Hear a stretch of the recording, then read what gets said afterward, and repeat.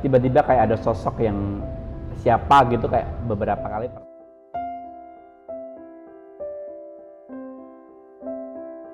Oke, kembali lagi di Wedding Size tentunya bersama aku, Vivit Lasso, dan tentunya Sis and Bro. Kalau udah di video-video sebelumnya kita sudah dengerin bagaimana isi hati seorang MC Kak Uki dan sesuatu yang di luar pemikiran saya ya.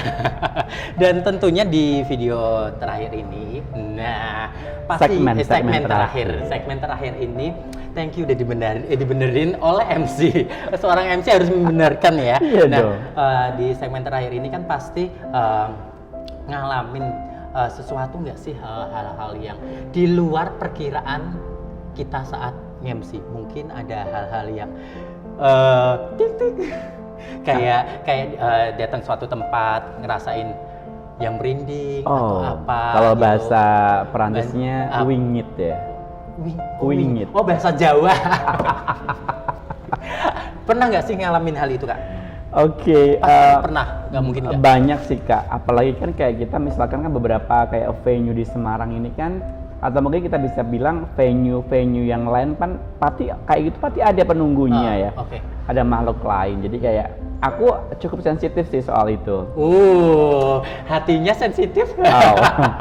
Jadi kayak pasti sih lebih ngencengin doa aja sih. Oke. Nah, gitu. Jadi kayak atau sometimes ada pernah kayak kejadian kayak tiba-tiba mic kita mati. Kayak nggak keluar suaranya gitu. Oh, walaupun terus soundnya tiba-tiba mati. Lighting. Terus lampunya tiba-tiba kayak kedip-kedip itu. Itu sering terjadi. Aku nggak mau nyebutin di venue-nya, tapi beberapa tempat Semarang pasti ada sih. Ada. Mungkin perjalanan saat datang ke venue tempat lain kayak di luar kota itu pernah ngerasain.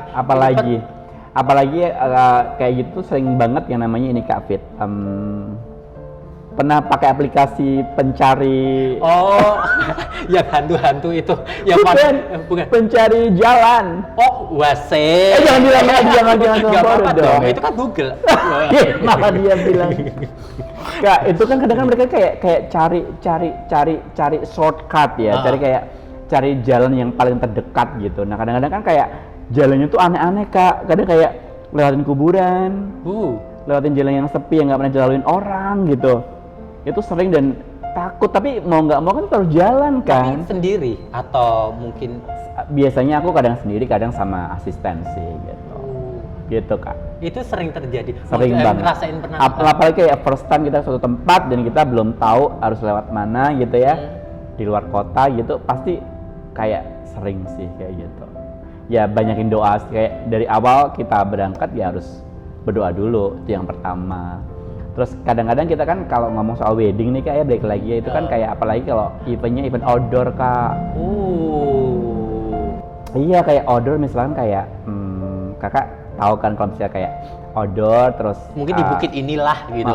Terus kayak misalkan musim hujan tapi tetap insist pengen bikin acara gitu kan. Mungkin ada kayak gitu-gitunya juga Kak, kayak ada kayak ritual-ritual kayak gitu ya. Nah kadang-kadang itu yang agak creepy sih. Itu membuat dampak kayak Kak Uki nge-MC nggak sih? Secara psikologi iya dong, kayak mengganggu banget nggak sih? Yang banget sih nggak, karena kan ada teman-teman kan. Kecuali kita nge-MC di sebuah acara kematian Kak. Pernah? Enggak lah, gila loh. Tapi berarti sering terjadi, tapi dirasain maksudnya membuat pas saat nge-MC tuh nggak enak kah atau? Iya sih ada lah pasti. Kayak berat kah? Ada sih, pasti ada. Pernah ada yang satu ketika ini tamu undangan datang kesurupan kah atau apa gitu? Kan biar tahu dong para sis and bro. Iya sih kebetulan karena aku di beberapa event yang memang banyak crowd massa ya, jadi kayak jarang sih kayak kalau yang kayak kesurupan tuh jarang sih. Tapi kalau hal-hal cuman yang kayak melihat tiba-tiba kayak ada sosok yang siapa gitu kayak beberapa kali pernah. Susana atau yang berambut panjang. Itu kadang-kadang sih Kak. Itu always selalu datang di saat mungkin event siang atau malam atau gimana? Ya, siang pernah, malam juga pernah. Oh, siang tuh pernah. Jadi kalau kalian pernah nggak sih kayak Bro Ensis kayak lihat lo foto, Heeh. tapi kayak kan ngerasa Bener, bahwa bener. ya Kan biasanya kan kalau MC biasanya di foto. Foto-foto. Kalau enggak kita selfie nih. Terus tiba-tiba kayak kemana kayak nggak ada ini, tapi kok tiba-tiba ada ini gitu. Itu masih disimpan di media galerinya. Nanti aku kasih tahu ya. Terus kayak yang paling horor lagi lah ketika lo nge-MC tapi nggak dibayar, tuh horor. Itu horor banget. Horor banget. Iya kan? Itu lebih horor daripada demit. Itu kalau cek banking nggak diisi, aduh Itu horor, itu horor. dikirim, dicek. Cara menanggulangi horornya itu horor ya kalau nggak dibayar. Iya, gitu kan. Oke, seru banget ya. Jadi di dunia per-MC-an itu tuh bukan Atau besok kita buka ini kali kayak channel khusus MC klinik. klinik. Jangan. Ngeri ya, Kak? Jangan serem. Yang paling serem Kak Oke ceritain. Maksudnya yang sampai sekarang tuh nggak bakalan dilupain. Udah, aku dengerin aja. Pernah nggak? Yang paling serem ya. Mungkin bukan lebih ke serem sih ya, tapi lebih ke mungkin cerita sedih boleh nggak sih, Kak? Boleh. Sedihnya kayak Jadi waktu itu kayak aku tuh nge-MC karena kan almarhum bapak aku lagi sakit kan. Tapi kayak aku udah izin ke dia bahwa Pak, aku ada acara nih gitu. Nggak apa-apa. Kakak-kakak juga bilang kayak udah nggak apa-apa. Itu kan kayak MC wedding kan udah kayak di prepare lama-lama jauh-jauh hari gitu. udah Kan. jadwal lah. Tiba-tiba pas aku nge-MC terus bapakku nggak ada. Oh. Itu terbayang sampai Sekarang kadang-kadang kayak jadi kayak trauma gitu. Jadi ya intinya apapun itu ya kok diawali dengan doa aja sih, Kak. Tuh. seru Itu ya, kalau seru. horor secara psikologi aku ya. Kalau horor soal dunia lain sih ya setiap orang pasti pernah ngerasainnya, tapi nggak yang sampai yang aku terus gimana enggak sih. Tapi pasti punya pengalaman.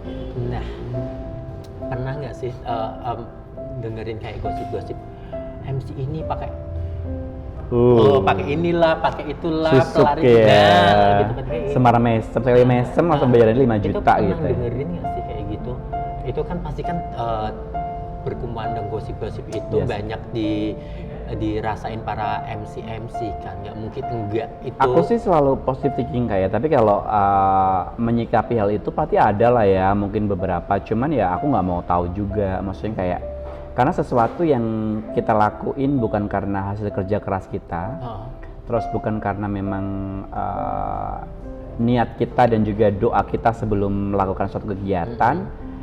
Menurut aku sih kayak jadinya nggak berkah aja, Kak. Mungkin tiba-tiba kayak uangnya kayak mungkin cepat habis gitu ya, atau mungkin nanti tiba-tiba ada satu masalah yang membuat dia harus ngeluarin lebih banyak lagi. Aku sih lebih percaya bahwa sesuatu yang dilakukan dengan hal positif atau sesuatu yang dilakukan dengan hal yang benar itu lebih berkah buat kita sih, Kak. Jadi buat teman-teman kalau penglaris gitu jangan deh.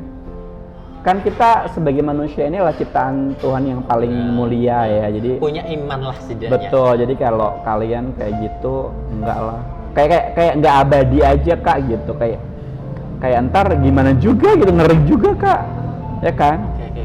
Terdampak buat untuk cara kerja kita juga ya. Iya, betul. Tapi Kakak juga pakai kan? Coy.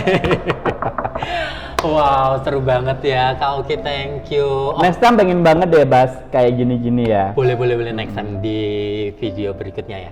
Oke, sebelum kita mengakhiri perjumpaan kita dengan Sis and Bro yang di sana. Finally ya. Oke, Kak Oki boleh dong kasih tips dan masukan lah untuk mungkin buat customer atau calon pengantin atau WO atau mungkin MC baru yang mau terjun di dunia per-MC-an untuk wedding atau celebrate acara sesuatu, boleh dong kasih tipsnya sebelum Kak Uki pulang.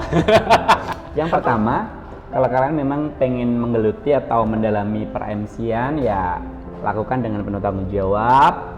Jadi mulai belajar, karena sampai sekarang pun saya juga masih belajar gitu ya Kak ya. Jadi karena dunia per-MC-an tuh berkembang terus Kak, kayak nggak cuman stuck lo MC-nya ngomongnya gini, openingnya gini, enggak, tapi kayak kita memang harus banyak terlatih gitu Kak. Bisa karena terbiasa, itu yang pertama.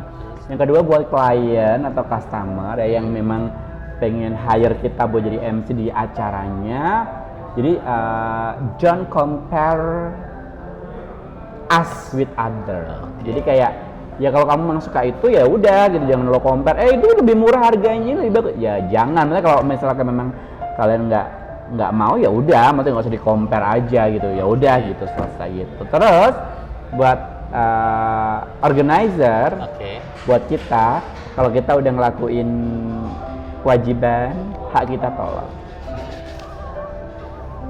tolong ya dibayar. Itu lebih serem daripada cerita yang tadi. Ya, betul. Oke, thank you Kak Uki. Sama-sama Kak Uki. Sukses selalu buat YouTube channelnya. Semoga subscribernya bisa jutaan. Amin. Bisa minimal 1 M gitu. Amin. Ya kan? Kan pundi-pundinya ada. Amin. Bisa biar bayar iya. fotografer, videografernya. Atau mungkin pengen nginterview orang nggak pakai baju, itu berarti kadenya langsung. Jangan dong, itu bukan wedding nanti. Oke, sukses selalu buat Kak Uki. Thank you. Dengan kondisi seperti pandemik ini, mungkin bisa jaga diri. Jaga jarak. Jaga jarak. Kita nggak jaga jarak ya. Nggak salaman ya. Nggak salaman. Ya. Thank you. Thank you. Jangan lupa like, comment, subscribe. Jangan lupa juga aktifin lonceng di bawah ini. Oke, thank you.